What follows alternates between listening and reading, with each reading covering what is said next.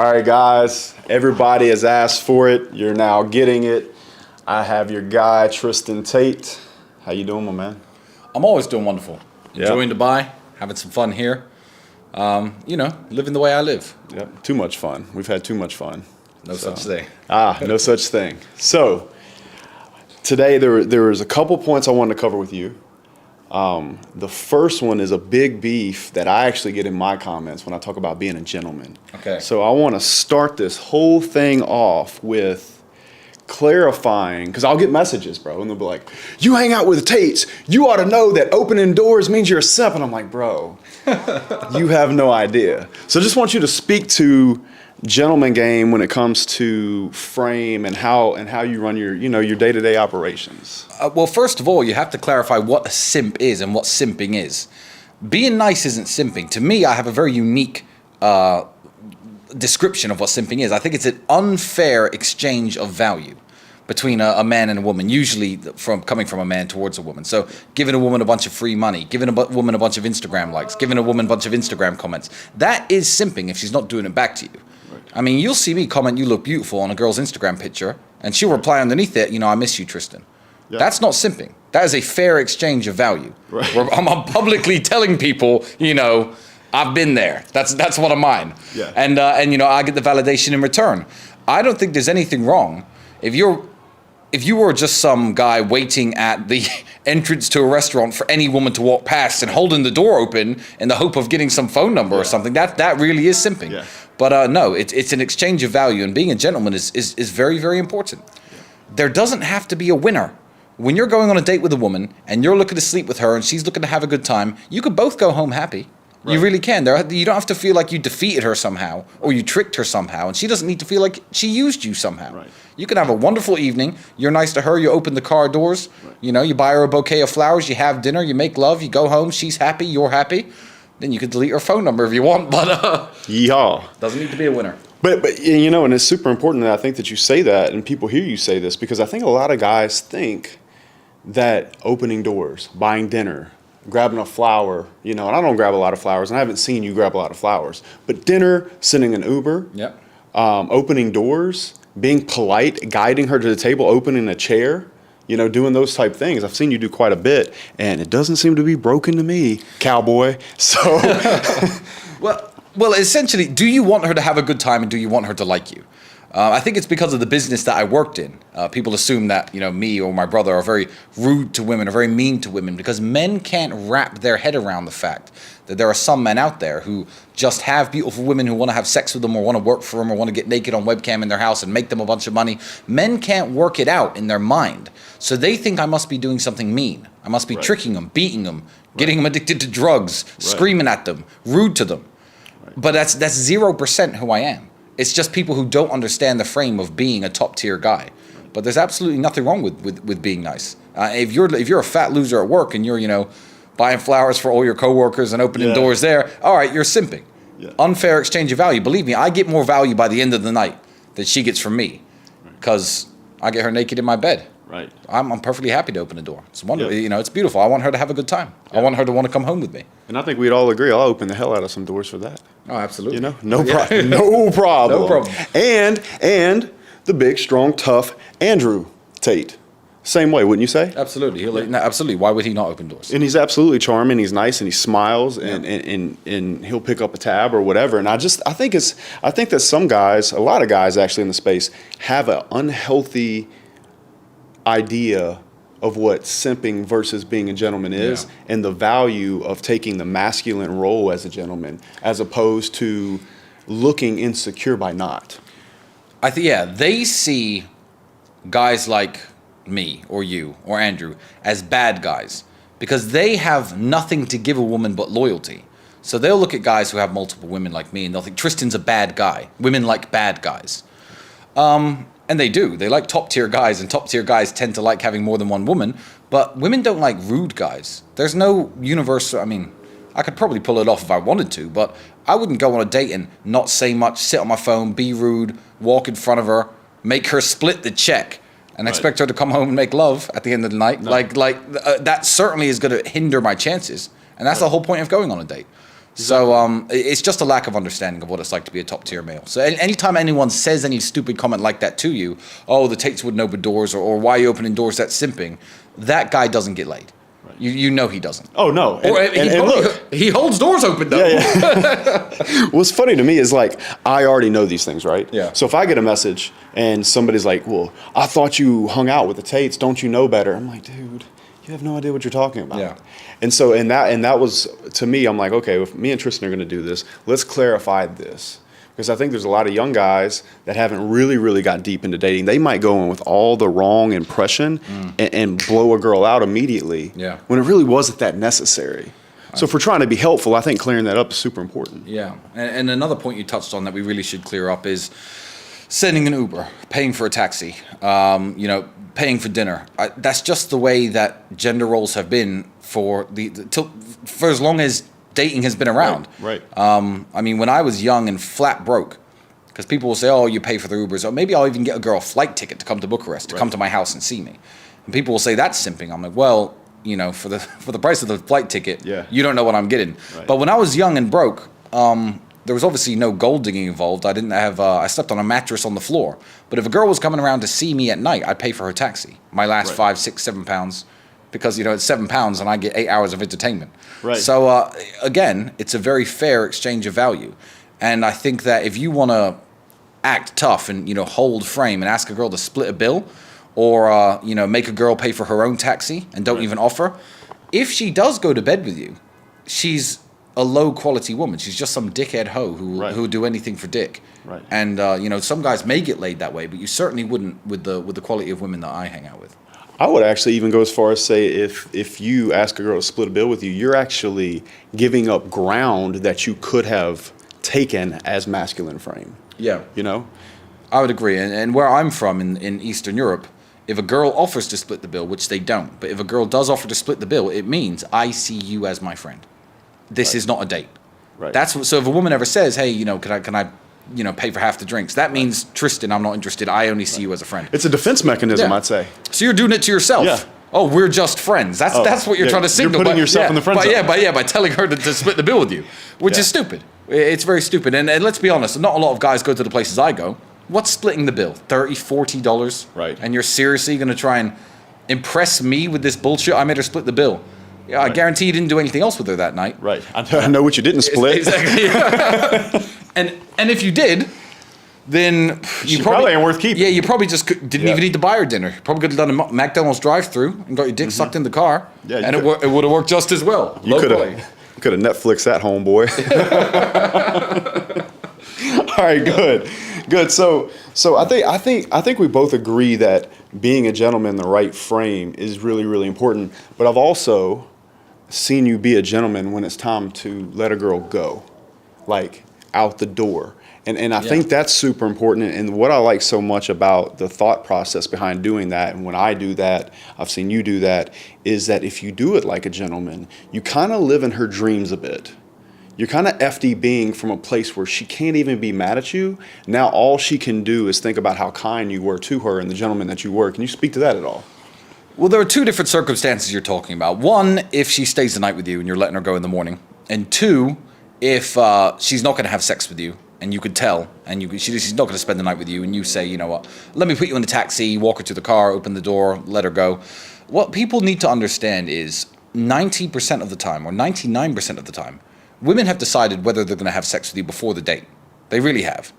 Whether their legs are shaved. Exactly, exactly. So you spoke to her, she finds you charming. She'll think, you know what, there's a possibility I'm going to fuck this guy tonight. She'll put on her best lingerie, like she said, shave your legs, get ready. And if she's got ready, you have a very, very good chance of having sex. But there are some times where I've been talking to a girl for maybe a month, and we have our second date or first date. And I'm like, you know what, this one's in the bag.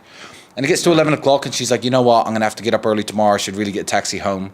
I'm the least pushy man. There's nothing attractive about being pushy, because you don't understand her. Maybe she's on her period and she doesn't want to have sex with you. Maybe it's vulgar to a lot of guys listening, or you don't want to hear, but maybe she's on her period. It's that time of the month, and she thinks, you know what, I'd love to fuck Tristan, but I'm just not going to do that tonight in his house. I'd be embarrassed. I'd be ashamed.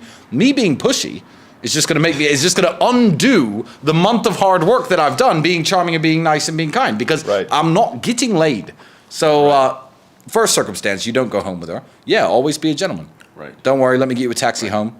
Because why would you burn the hard work you've done and not bother setting up a second date? But it's not just that. I would just rather be nice. Right. It's so much easier that way, and it's so much natural that way. And I think if you push it and it's ever unnatural, it doesn't work. Now, on top of that, I'd like to hear more about how you're a gentleman when you actually break up with a woman. because that's what I'm really getting at behind the question of how you kind of live in her dreams a little bit. Because if you go out like a gentleman, I'm really big on never showing a woman emotion. Yeah. I feel like if you show a woman emotion, that she will look at you in a weaker way. Yeah. So I've seen you break up with a girl in person. You see me break up with a few. Yeah, so one or two. I've seen a couple of Tristan's breakups live. They're not boring. Fireworks are out. Yeah. But speaking on being a gentleman, why it's important to be a gentleman on the light side of it, and then the dark side of it when you have to either control a frame, be firm, or just flat out let a girl go. What can you say to that? Well, most of the time, I'm always running multiple women at the same time. And, I've broken up with main chicks, and they can be messy, complicated situations. But a lot of the time, when I break up with a girl who I've been seeing for a few weeks, a few months, good girls who've been loyal to me, they are my girlfriend. I've got plenty, but they essentially, for all intents and purposes, are my girlfriend. I don't see the reason to burn bridges, one. Two, to create a negative reputation for myself, especially in the city I live in. Two. Three, to upset people any more than necessary, because if you call a woman every name you want to call her and spit in her face, she's going to forget about you within a day. She's going to be like, you know what, all that nice time I spent with Tristan, he showed his true colors tonight. Right. That's who he really is. Right. He was faking. Yeah. You're going to make that lasting bad impression. Right. I always like to leave with a lasting good impression. And also, you have to understand that when you want to be a playboy in a certain city, so I live in Bucharest, Romania, girls will ask girls who slept with me, been with me, spent time with me, they go, what's Tristan like? Oh, he's such a nice guy, had such a good time with him. He just, maybe wasn't ready for something serious. Right. He was a bit of a cheater, but he was always wonderful. Exactly. What they won't say is, he's psycho. Yeah, exactly. He's a psycho. He threw me out the house. Because there's no advantage to doing that. Now, I live in Eastern Europe, but especially in the Western world, you throw a girl at your house and upset her too much, she might just Me Too your ass. Right. So all these tough guys out there who want to treat women bad, I would advise against it in every single way. Right. And once again, there's not a single, okay, there are, but there aren't many of my exes that I couldn't get back with if I tried. Right. And I see them boomerang. They do come back. And I see them watch my Instagram stories, and as you increase your value and status and influence as a man, and their value, status, and influence goes down as a woman, right, they watch you, and I'm gonna digress. There is a way to get revenge on women. Every time I've heard anyone say, "Oh, my ex broke up with me. She cheated on me. I need revenge. I need revenge." That's sick-minded. That's incel level shit. The only kind of revenge that you can get on a woman is this: ever say goodbye politely, keep working hard, increase your value as a man. Wait 3 years, 4 years, 6 years, 11 years, and you know this story, the 11-year story, and wait till you are the man. And she's just now some chick, 28, 29. Yeah. And she's like, Tristan, it should have always been you. Then you can either tell her no or break her heart again. Yep. Then you win. That's the only way to get revenge. Yeah, You got to keep working on yourself and keep working on your status. It truly is. Yeah. And you've seen me pull that one. I have seen you pull that one. I've pulled that one myself a bit. And, there's probably not a better feeling in the world than that. No, there isn't. And not that I was ever mad at the girl. It's just a reflection of what you're able to become as a person. Absolutely. And you might have started off with that lady feeling like, you guys were equal, or in some way that y'all had something special, and you broke apart, and maybe that hurt, maybe it didn't. But to come full circle and to have her come back around and it be completely lopsided from a value perspective is not fulfilling so much because it's hurting the girl. Because I don't hate women at all, and we should talk about that. Yeah. But really just because of what you did as a person. Yeah, it's self-vindication. Yeah. The only thing I can liken it to is taking a bad whooping in a kickboxing match and coming back and beating the same guy a year later or 2 years later. Yeah. It's like, I've become much better than you. I'm better. I'm now better at this than you are. Exactly. So enjoy defeat. Exactly. Yeah, it's cool. Let's talk about that for a second, man, because I feel like there's a world full of guys that are either giving up, or maybe even some guys in the red pill space that are angry. I have to say, with all my heart, I have zero hard feelings towards women at all. No, same. Zero. I am well aware of nature, but at the same time, I feel like if you really understand nature and you do what you have to do, you can navigate through that. And I'll quote you here: you can make women the spice of life, or the sprinkling on top of a life that you've already built. So what is your thought process in regards to maybe the nature of women, modern women, how you navigate that in your mind to make sure that you never get angry with the situation? Because I know that you don't. Yeah. What is your thought process and framework inside your own head around that? Well, I think a lot of it has to come down with, success with women is much like success in business or success in sports. It's down to you. It's personal accountability. And that's what a lot of guys want to throw out the window these days. And what they want to do is they want to blame women. Right. It's like failing in every business you've ever attempted and failing to make money, and then blaming industry. blaming capitalism, or failing in every boxing match or every American football game and NFL game you've ever played, and blaming the referees or blaming the rules. No, it's personal accountability and it's personal responsibility. And when you see guys out there who say like all women are garbage, I believe them. Because I believe all the women they get to meet are garbage. Right. Because they're bottom feeders. They're low-tier men, and they're attracting low-tier women. And low-tier people of all sorts attract each other. Low-tier men have low-tier male friends. They get low-tier girlfriends.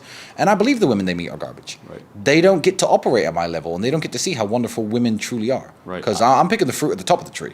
Right. So I think a lot of these guys need to really, really look in the mirror, as I do. Right. And sometimes I look at myself and think, Tristan, okay, you're a little out of shape. Tristan, okay, you've been sleeping too much, you've been partying too hard, you got bags under your eyes, you're letting yourself go a bit, and you have to keep yourself in check. You have to stay at the very top, and if you don't stay at your very top, you're not competitive anymore. Every single species on the whole planet is exactly the same. Every single female of every single species looks at the most competitive males and thinks, those are the ones I want to have my children. And women, human women, are exactly the same. So if you're not having the success with women that you want, don't go out there trying to blame women, and don't go out there trying to change women. Right. There are these big movements not trying to to change. Yeah, they're trying to change women, change the nature of humanity. I'd like to add something to what you're saying there, because I tell guys this all the time. They're like, "Oh, women are shit. Women are shit." I truly believe that I get the best version of every woman that I come in contact with. Yes. And it is a direct result of everything you just said. So you could take woman A and put her with man A, and then put her with man B, and let's say you are man B. I believe that Tristan or myself will get a better version of that woman A than that man 100%. Will get ever. And a lot of that, and fucking all of that, has to do with who you become as a person and as a man. You can take the same woman and get a completely different woman based off of who you are. Yeah.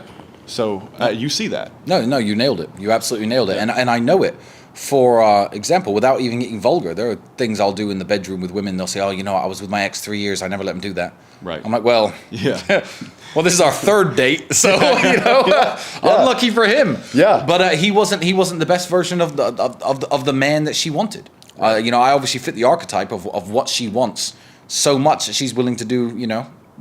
She's willing to do everything for me. Right. And you could bring out. It's about bringing out the best in people. But friends are the same. I believe that even with friends, even with me and you, I think we bring out the best versions of each other. Absolutely. You wake up, you're not training. I'll call your names. Right. We'll go to the gym together. You have to bring out the best version of each other. And if you're a loser, your woman's going to treat you like a loser. Right. She's not going to respect you. You were looking for me this morning. This morning, I'm sitting downstairs drinking coffee, and I hear you from the top of the staircase, "Justin!" And I'm like, "I'm up," because we had planned to go train this morning. So 8 o'clock in the morning. Yep. And you were yelling at, and all I could do was smile. And I'm like, "I got you, bitch." You know what I'm saying? Yeah. But there's something else I want to go to on this, because a lot of guys will look at you and say, "Okay, well, he's 6'4", handsome as fuck, good beard, rich." His brother's Andrew, but I actually have a lot to say about that, because there's another version of you that either lives in Luton or lives in the States that's fat as fuck on the back of a garbage truck or working in some kind of facility. Or skinny as fuck. Yeah. Yeah. And so what do you say about the guys that think they have no hope and give up? Because I'm a firm believer. Okay, maybe you're not Tristan Tate, fine. Maybe you're not 6'3", but for God's sakes, man, you're probably somewhere that's in a good spot. And I would much rather live in Indiana and be the king of my town and have like 3 or 4 girlfriends that maybe are 7 or 8s than completely check out the game completely. And I'd love to hear what you have to say about that as well. Well, like you said, I mean, the 6'4" thing, fine. I would have been tall regardless. Right. I would have been 6'4". But if I was a really skinny dude who, had no money, sat at home playing the Xbox, I'd have no receipts on social media, no one would know who I was. I'd probably have a patchy beard because of low testosterone because I've never done any training in my life. That guy's not getting laid. 6'4" or no 6'4". And what people don't want to hear is that to become Tristan Tate was a slow process of hard work that took me 15 years. And I'm still working on myself. I think the Tristan Tate in 3 or 4 years is going to be a much better version of who I am now. Right. And what a lot of people want to do is, blame their circumstances, but they don't understand that. I mean, height aside, you could change every circumstance about you. You could change how handsome you are. You could change how fit you are, how strong you are, how rich you are, how smart you are. I'll talk to women about intellectual things and books I've read and history and so I love this stuff. Yeah. But why do I know all that? I couldn't afford a university education. I educated myself. So a lot of the things women like about me, my height aside, I created for myself, and I would much rather have everything else. So you dudes who are out there who are 5'8", why aren't you jacked and smart and rich and driving a fucking Lamborghini, and charming and funny, and why aren't you? Right. But you'll have none of those things, and you'll be like, oh yeah, Tristan, well you're 6'4", as though everything else wasn't my own creation, wasn't my own hard work, because it was. Right. When it comes to becoming the best version of yourself, and the thought of, let's say you're 5'10", you live in Indiana. You have less than 250,000 people in your little town. There's got to be 3 women. You know what I'm saying? Yeah, that's gotta be. A Louisiana 9, bro. Yeah. you know what I'm saying? Which is an inside joke. Yeah. But look, bro, if it's brown, it's down, which is another inside joke. Any hunter would get that. But the thing is like, I don't think that you would, if you were from a town like that, and you didn't have some other expectations, you could be more than happy living that life, being the man in your town. You've maximized everything about you. You don't have to live in Miami, per se, to really have a good life, to really have a rotation of women that you care about, which is something that you're obviously really, really good at. And the reason I think you're good at that, and that's kind of what I'm leading to with this, is that those women stay with you, to be completely frank, in my opinion, because they would have one hell of a fucking time replacing you. A lot of the time, I think so. But you're forgetting something with your story about what if I lived in this small town? What if? Right. I lived in a tiny ass town. Right. Well, it wasn't tiny, but it was horrible. And there's Right. very few hot women in Luton, England. And I lived on a council estate, and I was flat broke. Right. And what did I do? I was at the gym 5 hours a day. Started winning kickboxing fights. Word around town got out that I was on my way up. Started doing well. I had pretty girlfriends way before. I wasn't a millionaire till I was 28 years old. Yep. I've had pretty girlfriends since I was 17, 18, 19. Because I've always been hardworking and on my way up. And I didn't live in Bucharest or Dubai or London. No supercars. Or these wonderful cities with all the women. I lived in a horrible little town, but there were some beautiful, nice women who lived in that town. Right. And I found them. Right. I found them before Instagram, before Tinder, before dating apps. I found them. So that's that story you're saying. Like, what if? I literally lived that. Yeah, that was me. I lived that in Louisiana. And we were just talking about that earlier. And this is no disrespect to anybody that talks about finish line or anything like that, but we were joking. We said, fuck the finish line. Yeah. Because I've been running over them the whole time. Before I started the race. Yeah. I was 18. I was working at McDonald's drive-thru. Yeah. And I had some girls who were fire. And I was 18 years old. They were 18, 19 too. I had the best girls of my age in my town. And I hadn't even worked out which race I wanted to run yet. Yeah. So they weren't waiting at the finish line for me. No. But like you said, I mean, there is some truth in the statement in the fact that, they backed a good horse. Right. They were certainly backing a good horse. Yeah. And that's what we came to, is like, they might not all be waiting at the finish line, because you don't have to wait until you get to the finish line, because I don't think I've had a drought since I started. No.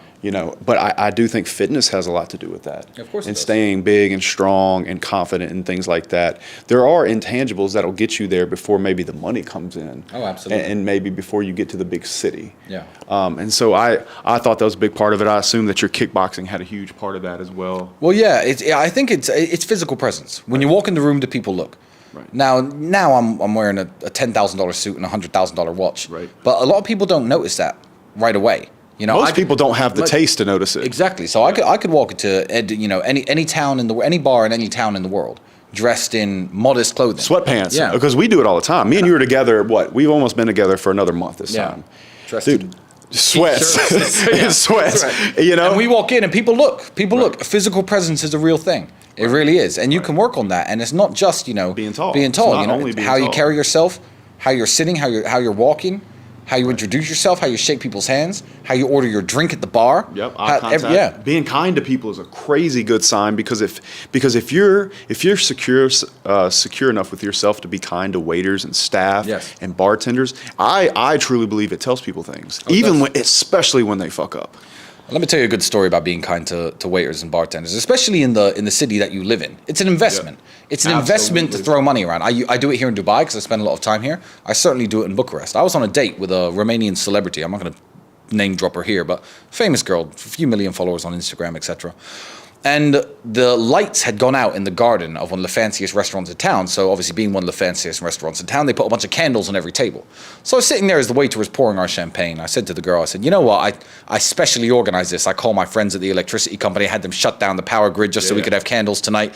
And she goes, hi, all right, Tristan, yeah, where's my flowers? As a blasé comment, because she knew I was joking. Yeah. She knew I was bullshitting.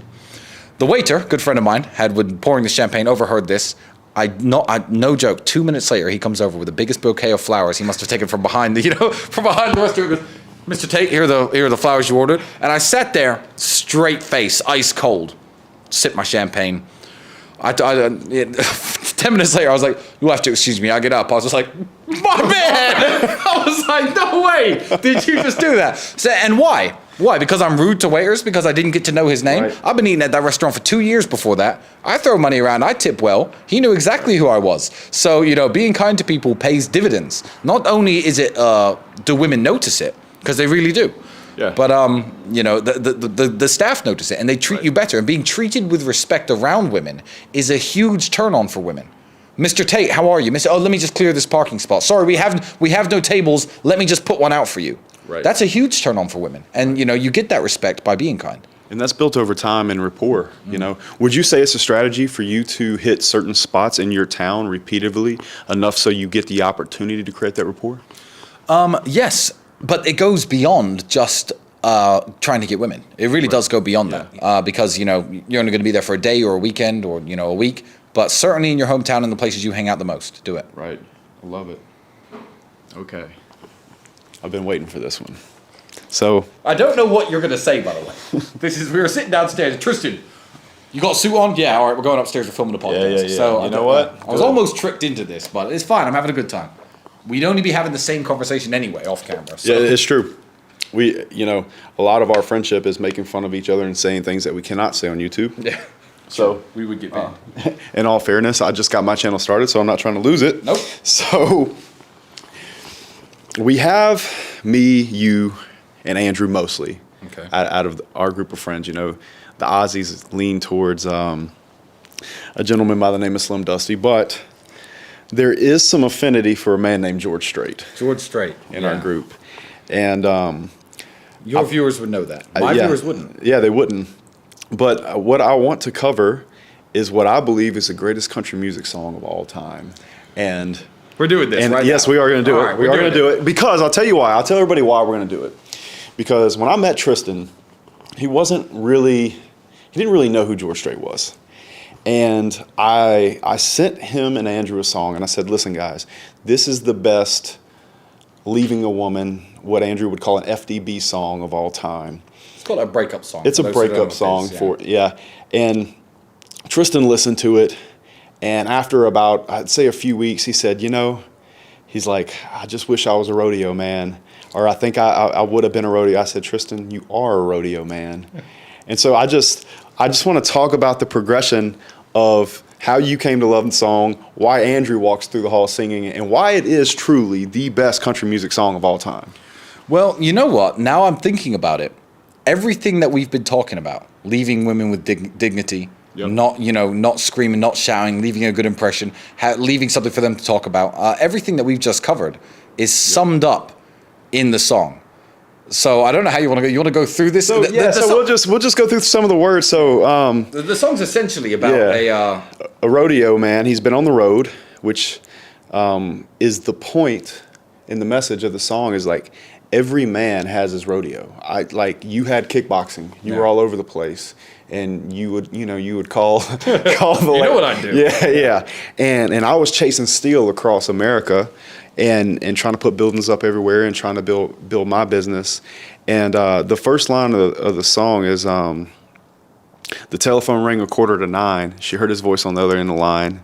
She wondered what was wrong this time. Yeah. Yeah. And the second line is... remember, this is set in 1996. It's 1996. Before the iPhone. Yeah. It's cold out here and I'm all alone. I didn't make the short go again. Now I'm coming home. I know I've been away too long. Yeah. And long story short, she said, don't bother coming home. By the time you get here, I'll be long gone. There's somebody new. And he sure ain't no rodeo man. I can't sing. I'm not singing. And he says, and this is the line. This is the line. This is the breakup line. So keep in mind, he's in love with this woman. He's missed her. He's been at his rodeo. He's just been saying that he's coming home now. Yeah. The rodeo didn't go too well. Can't wait to come home. And she says there's somebody new. Don't bother coming home. Yep. His line is, well, I'm sorry it's come down to this. There's so much about you that I'm going to miss. But it's okay, baby. If I hurry, I can still make Cheyenne. Boom. Cheyenne is the capital of Wyoming, a famous rodeo town. So he's just off to another rodeo. Yep. 2 lines and that is it. Who knows how long he's been with this woman? 5 years, 6 years, a long time? Yeah. Sounds like he loves her. Yep, he does. And Andrew and you had a conversation about this song the other day. Yeah.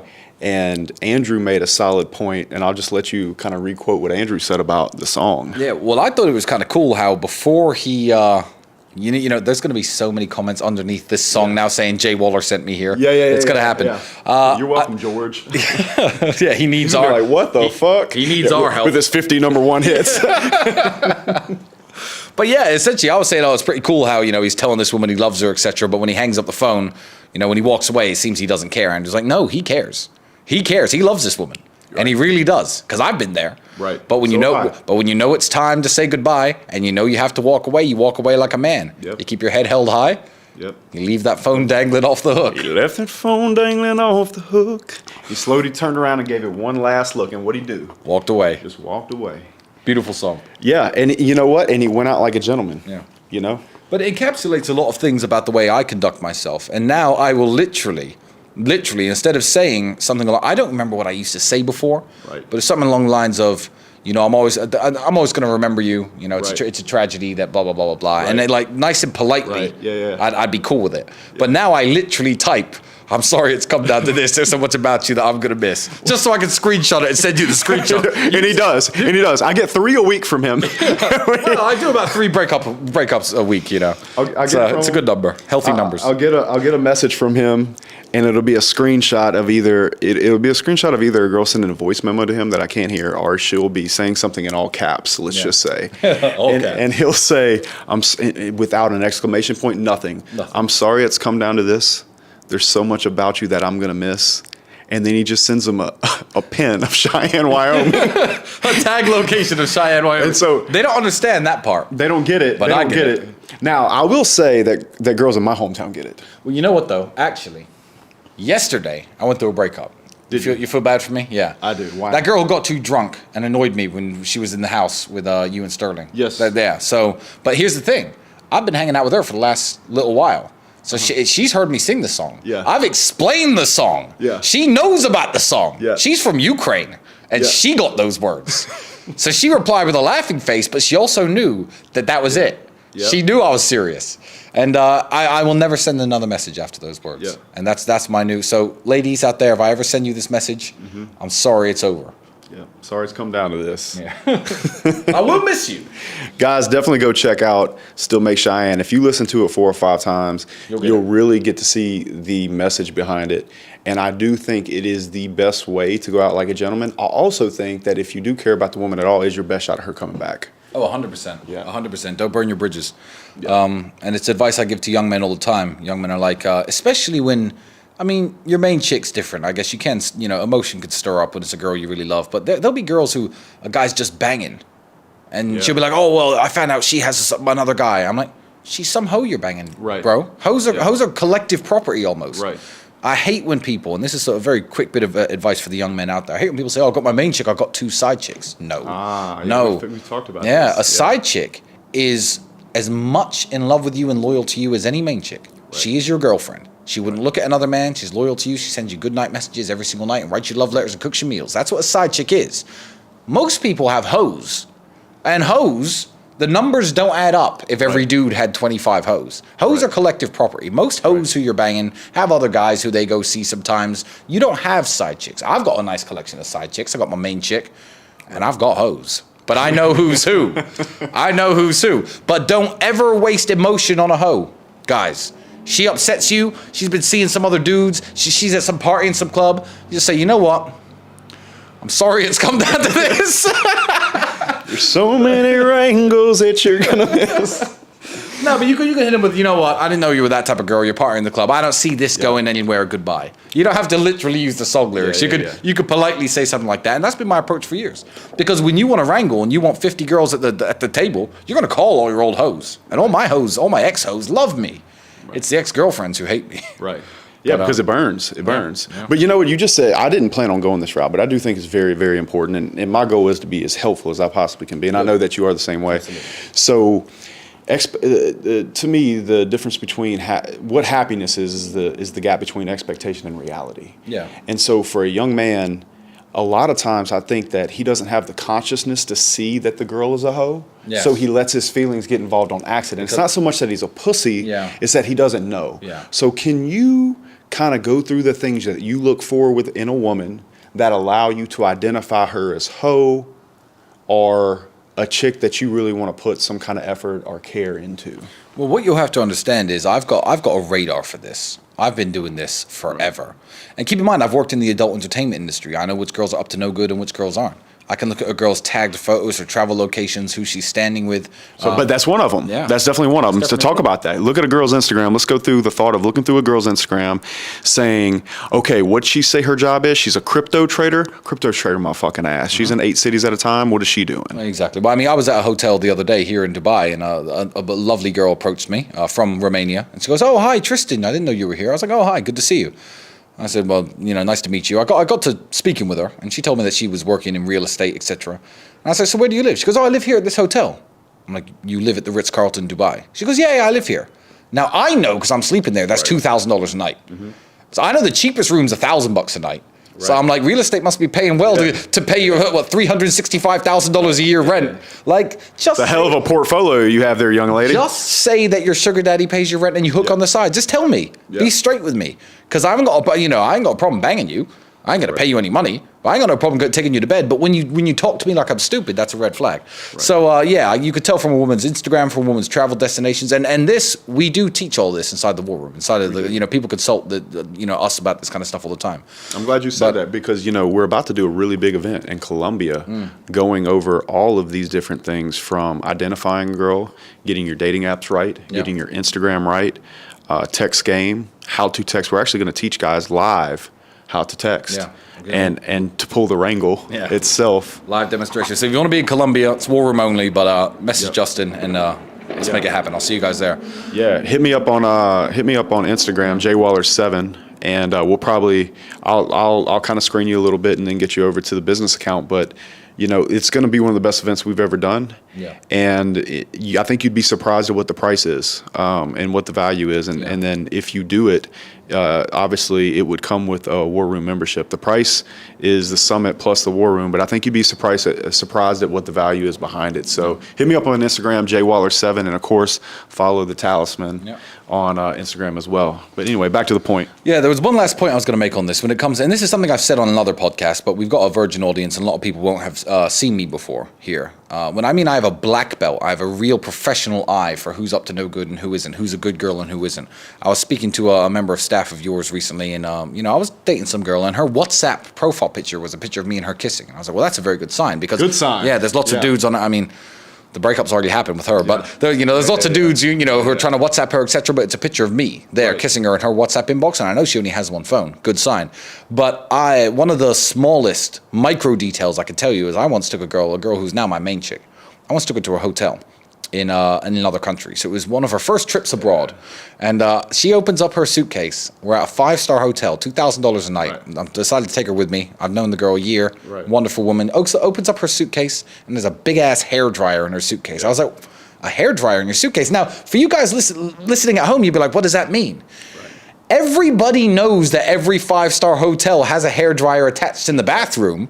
So this girl hasn't been hanging out ever in any luxury 5-star hotels. She's just the simple girl who she told me she was.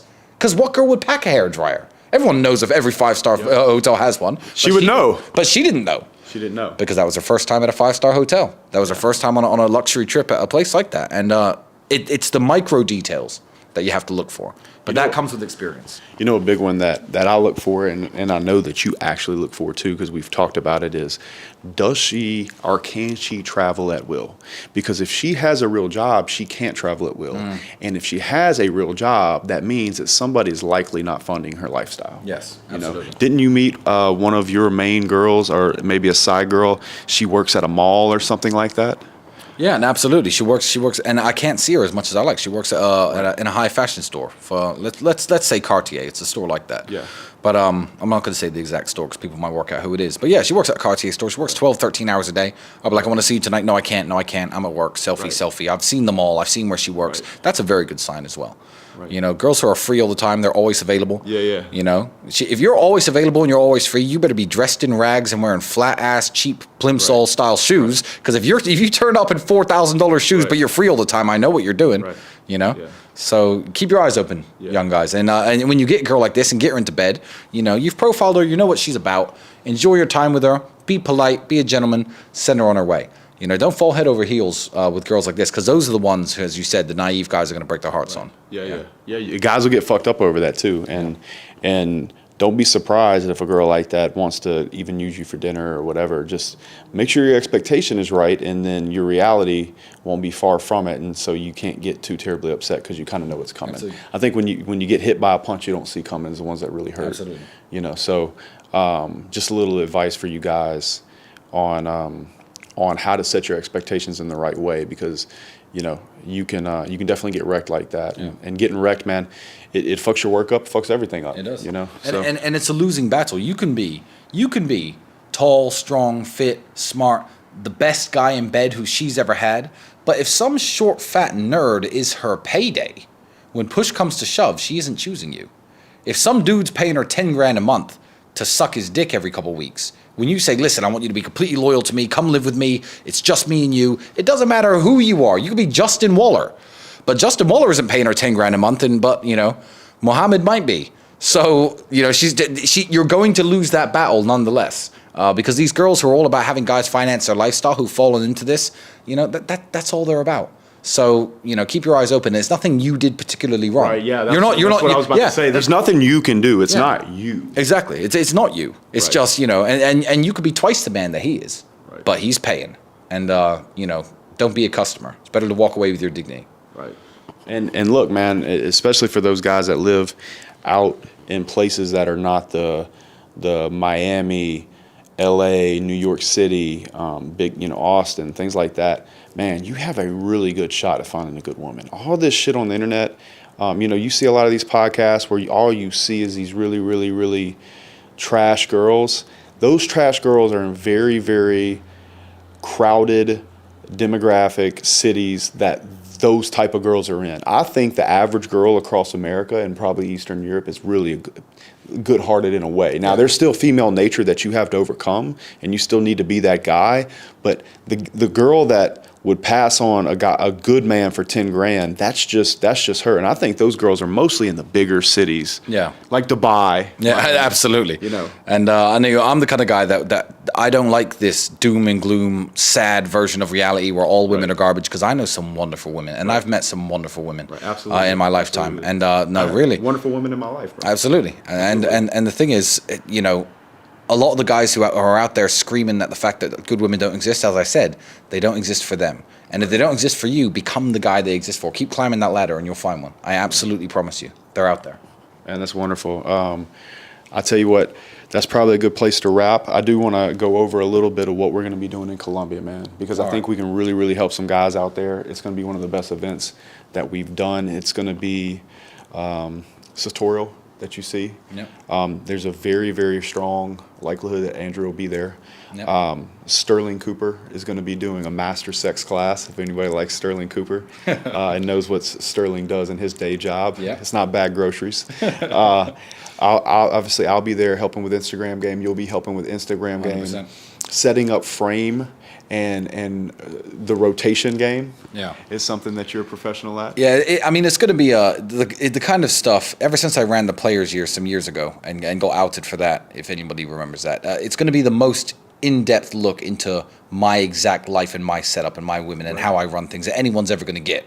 Right. It's going to be real live in person.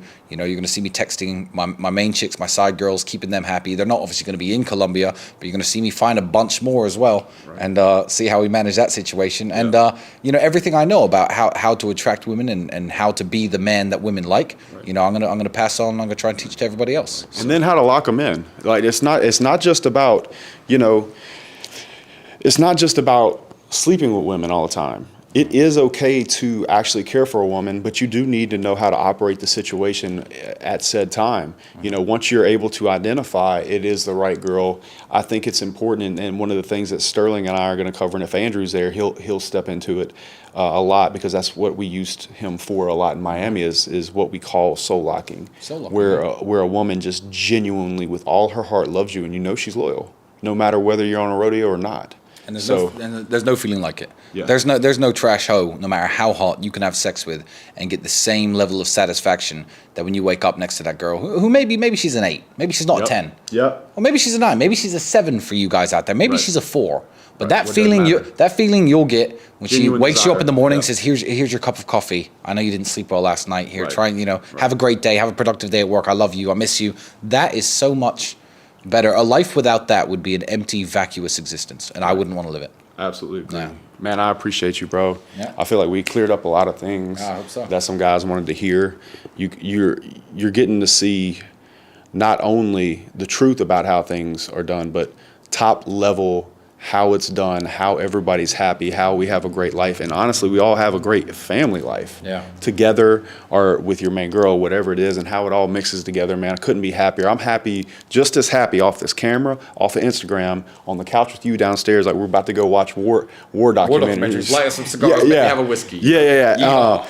Than anything else in this world, man. And I think having a good woman in your life is a huge part of it. So understanding how to operate and set the whole thing up, the whole system, everything, and do it smoothly, do it like a gentleman, something that you can be proud of is something really important. And I think we got a lot of those things out in the open tonight, man. So let's go watch war movies. Thank you for watching. Good All night, right, guys. Later.